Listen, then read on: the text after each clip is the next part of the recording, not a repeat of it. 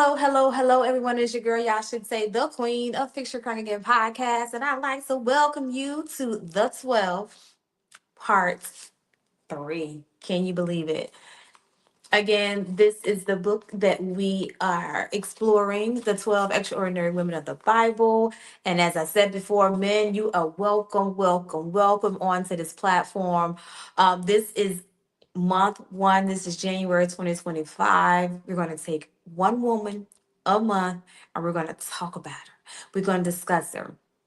And as this series continues to go forward, we're going to have a platform. I'm going to use my StreamYard platform to have panels where we can discuss and share and empower and inspire each other because we are determined to take this ride and to live on purpose.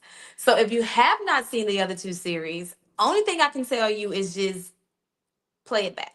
Like, go back into the YouTube channel, click on series number 1, 2, and now we're starting 3 because there's some great information about Eve, the mother of all living things, the beauty of how God created her, how we highlighted some topics on how they never even talked about or really even allude to her physical being in the Bible, but it just talks about how important her creation was for the purpose of God and for the purpose of Adam.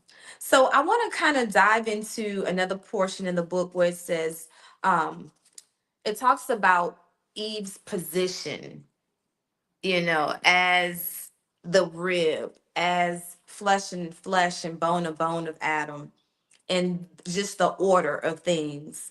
It says, but remember, although Eve was given a subordinate role, she remained Adam's spiritual and intelligently equal. She was his helper,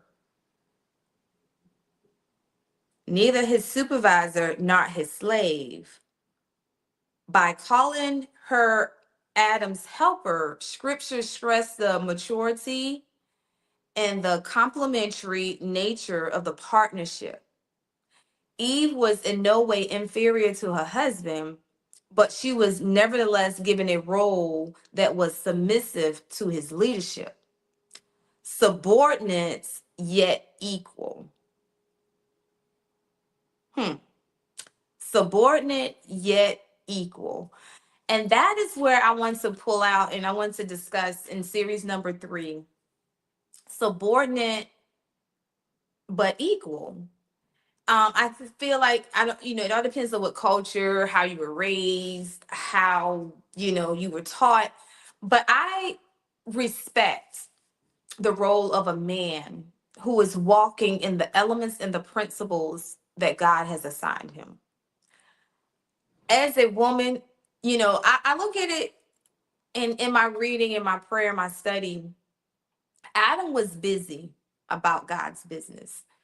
Adam was tending and molding and shaping and calling the animals what they were to be. And he was on assignment. And for that reason, God said, he needs help. He needs a helper. And that's when he put Adam to sleep. God is bad. God, the anesthesiologist, he's the doctor, the lawyer. He's everything that we need him to be. But God put Adam to sleep and took a rib and made woman, made Adam complete. And though God made Eve to be subordinate to Adam, Adam had a role. We talked about the roles earlier as him as a protector and the leader and the father, and how Eve had a role as the mother, the nurturer, the helper.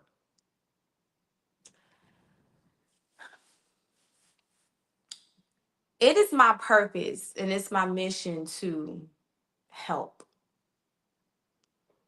to be transparent and to help. Because I didn't always understood the role as a woman, because being a single mom and being a mom who always felt like I was carrying the hats of both the male and the female. And until my mother and other mentors corrected me, I can only be, I'm a woman. I am the Eve. I am the Eve that I am the helper, the nurturer, the mother. And even though I had to carry the hat sometime as the leader in my home because I was a single mother, I was the provider in the home as a single mother, but I can never be, nor do I want to be, Adam. So I encourage my Adams and I encourage my Eves to really seek God, to understand your role, to understand your position, to understand what you were designed for. And understand that structure, even as it deals with the Holy Trinity of the Father, Son, and the Holy Ghost. You know, they're all one. And in my reading and in my studying and in my understanding, the Son is subordinate to the Father, but they're still equal. Father, Son, and Holy Ghost. And so as we dive into these 12 extraordinary women of the Bible, and then we talk about Eve and the elegance of who she is and how she was created. She was the first that God created, and he did not create her from dust. He created her from the rib of Adam. Women, we are an extension of the God-given men that he has and that he's raising up. And so, my brothers, I want you to take a look in the mirror. I want you to look deep. And I want you to ask yourself, am I truly leading? Am I truly providing? And am I truly protecting and supporting the Eve that's in my life? And my Eves, I want you to take a look in the mirror and I want you to seek God and, you know, self self discovery, self recognition is not easy. You know, sometimes other people can tell you your faults and things you need to work on, but when you look in the mirror and God speaks to you about you, that thing hit different. But I encourage you, my Adams and my Eves, I encourage you to seek God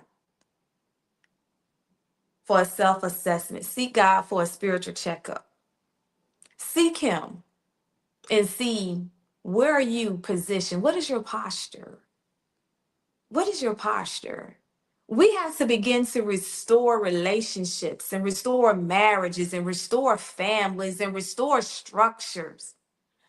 It has been lost, it has been tampered with, and we're slowly rebuilding. But there's more work to be done. So I just want to encourage you to just join this ride. Invite someone to the channel to subscribe so that we can get on and do this open panel. I'm really excited about the open panel to hear the input and the life experiences of others as we get up, be transparent, share pearls of wisdom so that we can change lives. That is my mission. That is my purpose. When I leave here, when I leave this earth, I want to leave empty. Everything that God has placed in me to put into the world, to put into this, my time here, to put in while I'm in my dash. I want to make my Father proud. And I want to change the lives and help others along the way. Well, it is your girl, y'all should say the queen of Fix Your Crying Game podcast. This is series part 3, y'all. Let's go. Like as my son, let's go. So I love you and I'll see you around.